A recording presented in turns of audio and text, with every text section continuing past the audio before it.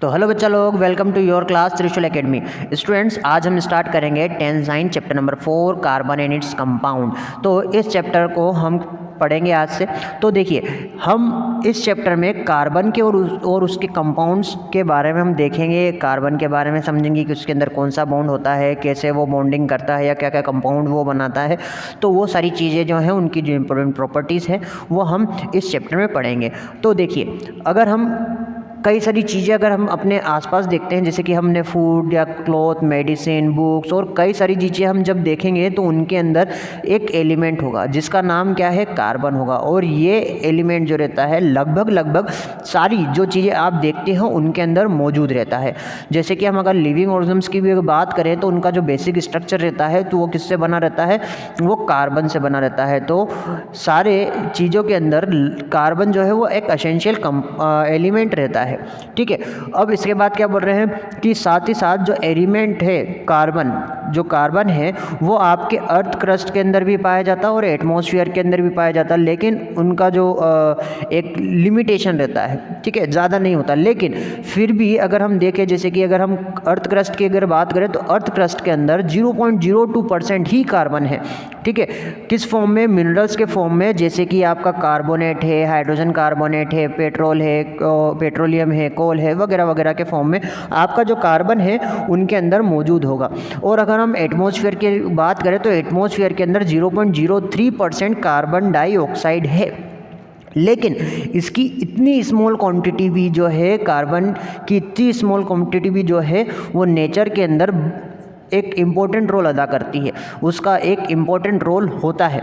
हाँ, तो हमें सबसे पहले पता होना चाहिए कि कोवेलेंट बॉन्ड होता क्या है। तो देखिए, कोवेलेंट बॉन्ड ऐसा बॉन्ड होता है जिसमें क्या होता है, जिसमें कोई भी दो एटम्स जो हैं, हाँ, सेम हो या डिफरेंट हो, अगर वो अपने इलेक्ट्रॉन पेयर की, हाँ, वो इलेक्ट्रॉन पेयर की क्या कर रहे हैं, शेयरिंग कर रहे हैं, तो उसको हम क्या बोलेंगे, उसको हम बोलेंगे कोवेलेंट बॉन्ड। ऐसा बॉन्ड क्या कहलाएगा, कोवेलेंट बॉन्ड कहलाएगा। इसको हम एक एग्जांपल से समझते हैं। तो देखिए, जैसे मान लीजिए कि यहाँ पे दो हाइड्रोजन के एटम्स हैं। ये दो हाइड्रोजन के एटम्स जो हैं वो, उनके अंदर एक एक इलेक्ट्रॉन है उनके आउटर मोस्ट में, वैसे एक ही शेल रहता है इसका, तो एक इलेक्ट्रॉन है इसके आउटर मोस्ट शेल में। अब ये जो एक इलेक्ट्रॉन है इसको अपना डुप्लेट कंप्लीट करना पड़ेगा, क्योंकि इसका जो नियरेस्ट नोबल गैस जो है वो कौन सा है, कौन सी है, हीलियम है। ठीक है, तो हीलियम के आउटर मोस्ट में दो इलेक्ट्रॉन हैं, तो हाइड्रोजन भी चाहेगा कि इसके आउटर मोस्ट में दो इलेक्ट्रॉन हो जाए। तो इसलिए इसके पास एक इलेक्ट्रॉन्स पहले से हैं, अब इसको एक इलेक्ट्रॉन्स और चाहिए ताकि इसके इलेक्ट्रॉन्स कितने हो जाए, दो हो जाए, और दो हो जाएंगे तो हीलियम के बराबर इसका इलेक्ट्रॉनिक कॉन्फ़िगरेशन हो जाएगा। तो इस हिसाब से अगर ये आपस में बॉन्ड का फॉर्मेशन करते हैं तो ऐसी कंडीशन में क्या होगा, ऐसी कंडीशन में जो आपका हाइड्रोजन है और दोनों हाइड्रोजन जो है वो अपने अपने इलेक्ट्रॉन्स को क्या करेंगे, वो अपने अपने इलेक्ट्रॉन्स को बॉन्ड फॉर्मेशन में पार्टिसिपेट करवाएंगे। तो यहाँ पे ये दो इलेक्ट्रॉन्स आपको दिख रहे हैं, इनकी क्या हुई, इक्वल शेयरिंग हुई है, इलेक्ट्रॉन्स की इक्वल शेयरिंग हुई है। और इक्वल शेयरिंग में क्या होता है कि ये जो दो इलेक्ट्रॉन हैं वो इस वाले हाइड्रोजन के भी है और ये जो दो इलेक्ट्रॉन हैं वो इस वाले हाइड्रोजन के हैं, मतलब दोनों के ये जो इलेक्ट्रॉन हैं वो दोनों के ही होंगे। और यहाँ पे ये वाला जो बॉन्ड बन रहा है, इस बॉन्ड को हम क्या बोलेंगे, कोवेलेंट बॉन्ड बोलेंगे। ठीक है। और आयनिक बॉन्ड में क्या होता है कि आयंस के कारण एक फोर्स ऑफ अट्रैक्शन लगता है। ठीक है, तो उसको हम क्या बोलते हैं, आयनिक फोर्स ऑफ अट्रैक्शन बोलते हैं, और उस बॉन्ड को हम बोलेंगे आयनिक बॉन्ड। ठीक है, आयनिक कंपाउंड के अंदर आयनिक बॉन्ड बनता है। अब इसके बाद हम वापस ऊपर आ जाते हैं। तो देखो, हमने प्रीवियस जो क्लासेस थी उसमें क्या पढ़ के रखा था, आयनिक कंपाउंड्स के बारे में पढ़ा था, और हम देख चुके थे कि आयनिक कंपाउंड जो रहते हैं उनकी मेल्टिंग पॉइंट और बॉइलिंग पॉइंट जो रहता है और कंडक्टिविटी रहती है बहुत ज़्यादा हाई रहती है। हाँ, और कंडक्टिविटी कब शो करता है, इलेक्ट्रिक कंडक्टिविटी कब शो करता है, जब वो मोल्टन स्टेट में रहते हैं। जैसे कि हम अगर एक बीकर ले लें और बीकर के अंदर हम वाटर डाल दिया, अब उस वाटर के अंदर हमने क्या कर दिया, NaCl डाल दिया। अब NaCl जब डालेंगे तो वो Na प्लस में और Cl नेगेटिव में टूट जाएगा, और इन आयंस के कारण क्या होगा, इसके अंदर कंडक्टिविटी रहेगी। अगर हम इसके अंदर से करंट पास करवाएंगे तो वो करंट जो है वो पास होगा। ठीक है, तो मोल्टन स्टेट में उनके क्या होता है, हमें इसमें कंडक्टिविटी मिलेगी आयनिक कंपाउंड में। अब यहाँ पे इनका बॉइलिंग पॉइंट और मेल्टिंग पॉइंट भी इनके अंदर ज़्यादा रहता है, क्योंकि इनके आयनिक फोर्स ऑफ अट्रैक्शन जो है वो बहुत ज़्यादा एक स्ट्रॉन्ग फोर्स ऑफ अट्रैक्शन रहता है।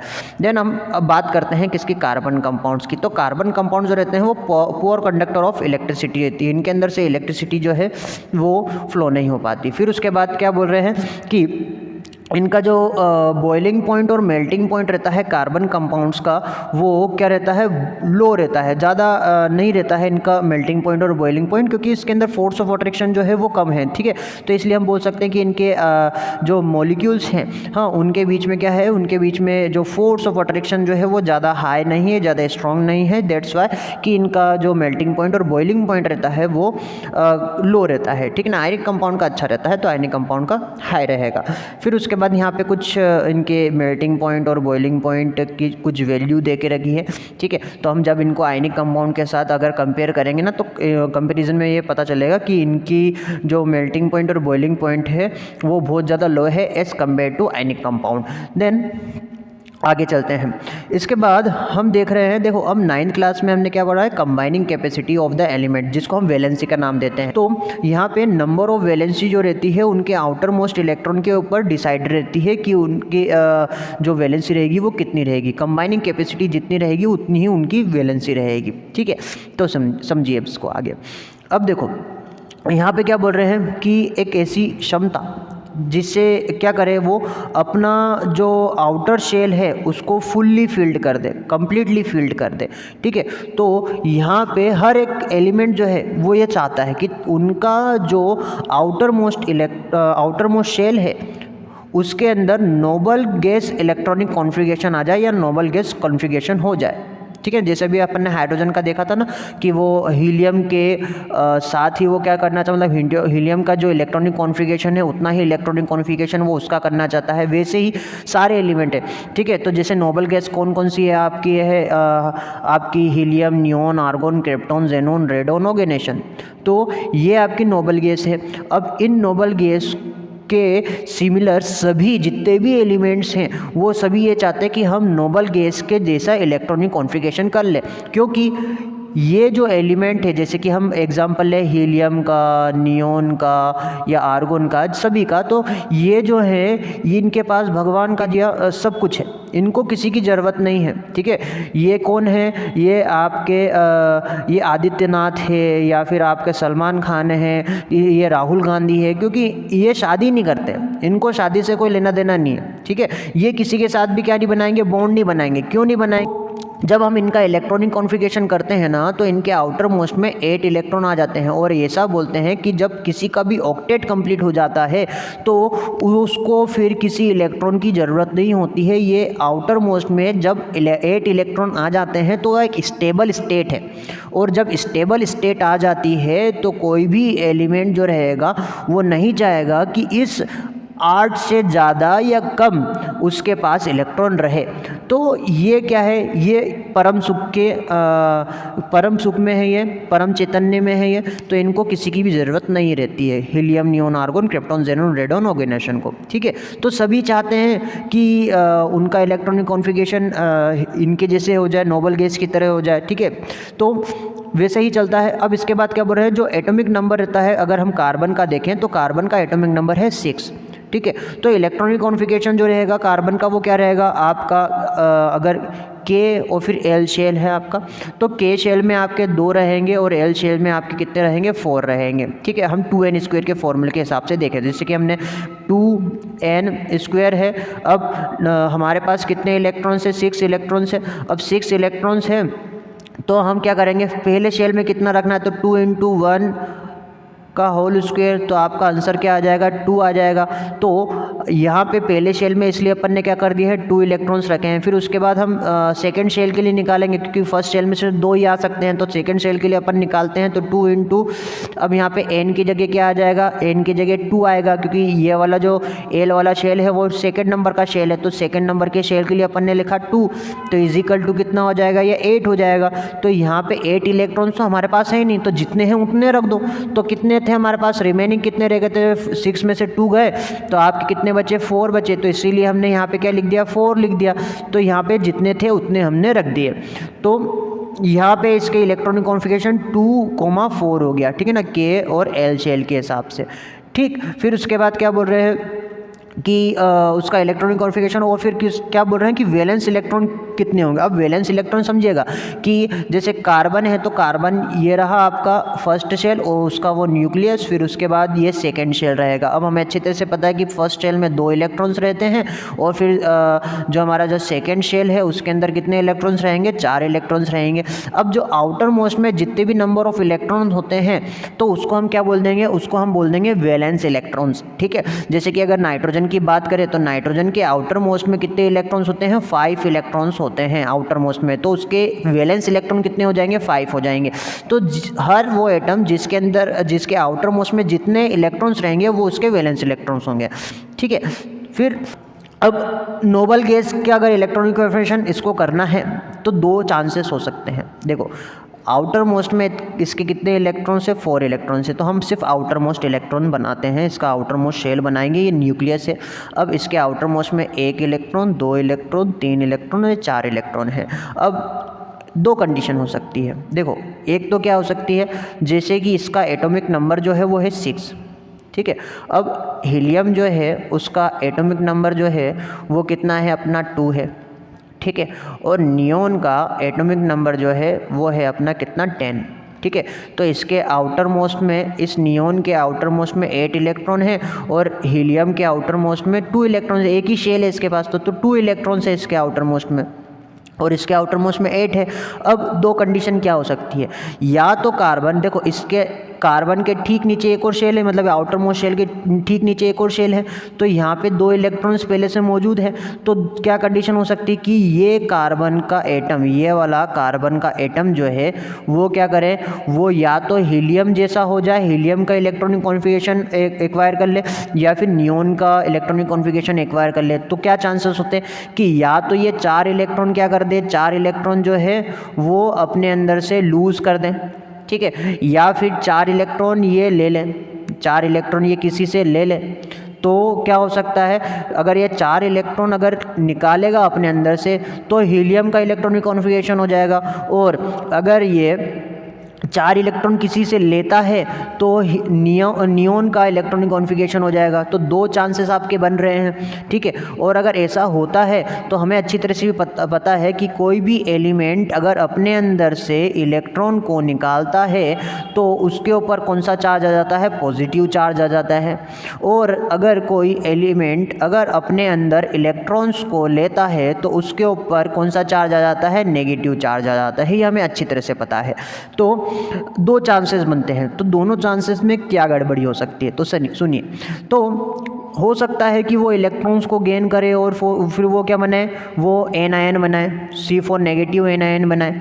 लेकिन अगर वो ऐसा करता है तो ये डिफ़िकल्ट है। क्यों, क्या डिफ़िकल्ट है कि उसका जो न्यूक्लियस है उसके अंदर कितने प्रोटॉन्स हैं, 6 प्रोटॉन्स हैं, और इतने ये जो 6 प्रोटॉन वाला न्यूक्लियस है उसको 4 इलेक्ट्रॉन, मतलब जो और एक्स्ट्रा जो इलेक्ट्रॉन्स हैं, मतलब 4 एक्स्ट्रा इलेक्ट्रॉन जो रहेंगे उसको होल्ड करने की कैपेसिटी होनी चाहिए, और इतनी कैपेसिटी इसमें नहीं है कि वो एक्स्ट्रा 4 इलेक्ट्रॉन्स ले। टोटल आपके कितने हो जाएंगे, फिर एक्स्ट्रा इलेक्ट्रॉन जो रहेंगे वो 4 हो जाएंगे। 10 इलेक्ट्रॉन्स वो कैसे होल्ड करेगा, ठीक है, पहले से उसके पास 6 है और 4 आ जाएंगे, अब 10 हो जाएंगे, तो वो कैसे उसको होल्ड करके रख सकता है। तो इसके लिए मुश्किल हो सकती है कि वो बाकी के एक्स्ट्रा के जो 4 है वो उसको होल्ड करके रख सके। तो पहला वाला केस तो नहीं हो सकता। दूसरा केस देखते हैं।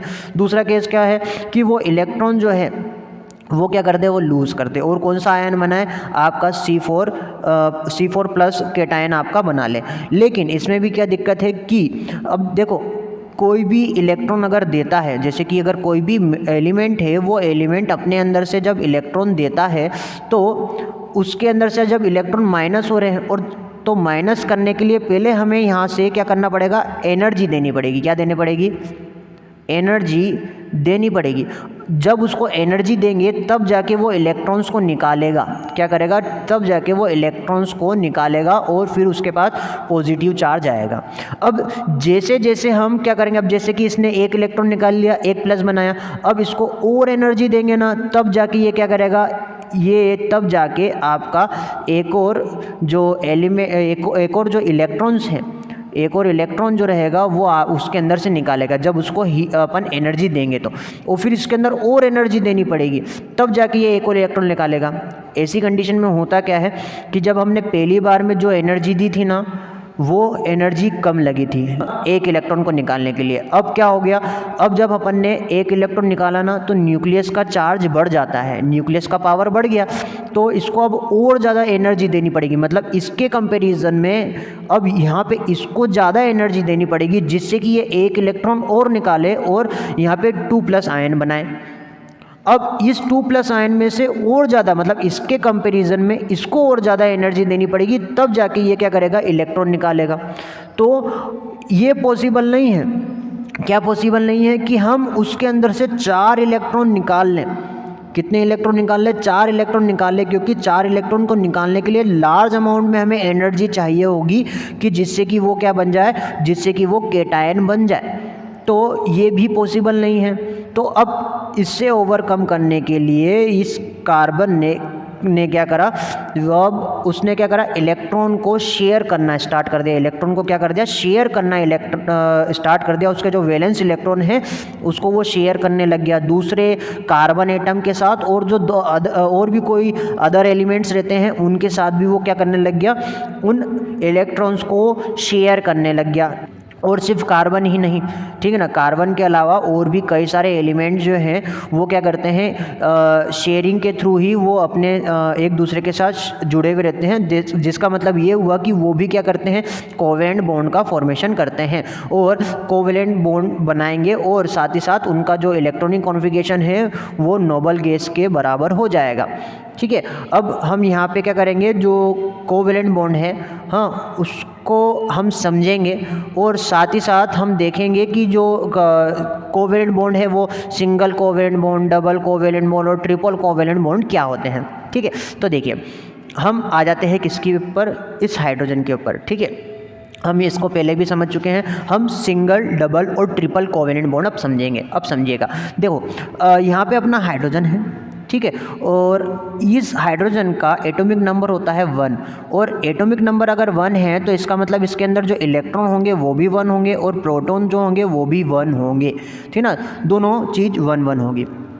नाउ हमें प्रोटॉन से लेना देना नहीं है, हमें इलेक्ट्रॉनिक कॉन्फ़िगरेशन करना है, तो हमें सिर्फ ये भी किससे मतलब है, इलेक्ट्रॉन से मतलब है। अब हमें ये पता होना चाहिए कि जो शेल है, 9th में हमने पढ़ के रखा है कि जो आपके शेल रहते हैं उसको हम किस वे में लिखते हैं, जैसे KLMN, ये नंबर ऑफ शेल के रूप में अगर हम लिखेंगे तो इसको क्या हो जाएगा, ये 1, ये 2, ये 3 और ये 4, मतलब K वाले शेल मतलब 1 शेल, ठीक है ना, फर्स्ट शेल होगा आपका, और L वाला शेल मतलब सेकेंड शेल, फिर M वाला शेल मतलब थर्ड शेल, और 4th वाला शेल मतलब आपका N वाला शेल। ठीक है, तो ये हमने 9th में सीखा था। ठीक है, अब यहाँ पे अगर हम बात करें किसकी, हम इलेक्ट्रॉनिक कॉन्फ़िगरेशन की, तो इलेक्ट्रॉनिक कॉन्फ़िगरेशन जो है वो हम किस फॉर्मूले के हिसाब से देखते हैं, 2n² के फॉर्म में हम उसको डिस्ट्रीब्यूट करते हैं। इस फॉर्मूले के हिसाब से हम क्या करते हैं, इलेक्ट्रॉन को उनके शेल में डिस्ट्रीब्यूट करते हैं। और n क्या है यहाँ पे, n जो है वो हमारा है नंबर ऑफ शेल, क्या है यहाँ पे, नंबर ऑफ शेल।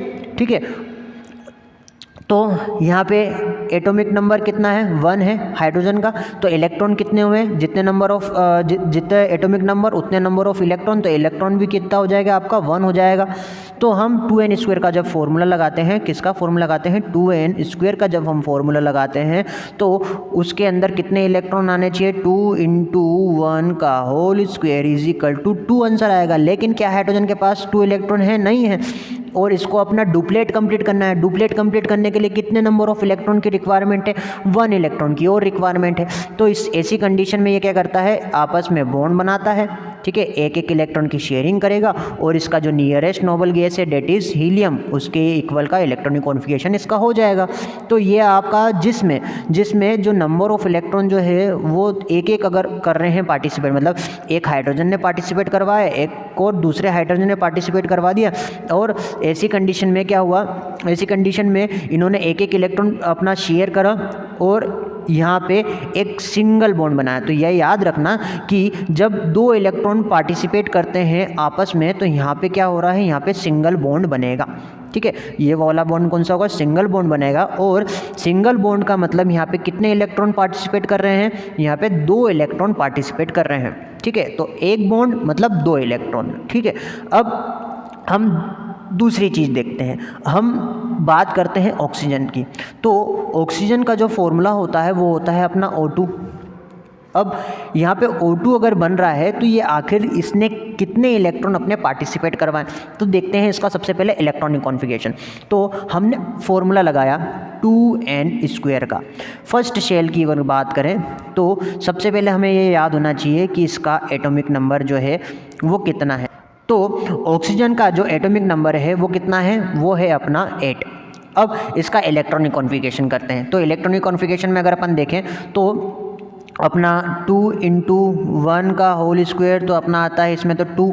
और फिर सेकेंड वाले के लिए अगर अपन देखते हैं तो सेकेंड वाले के लिए क्या आ जाता है अपना 8।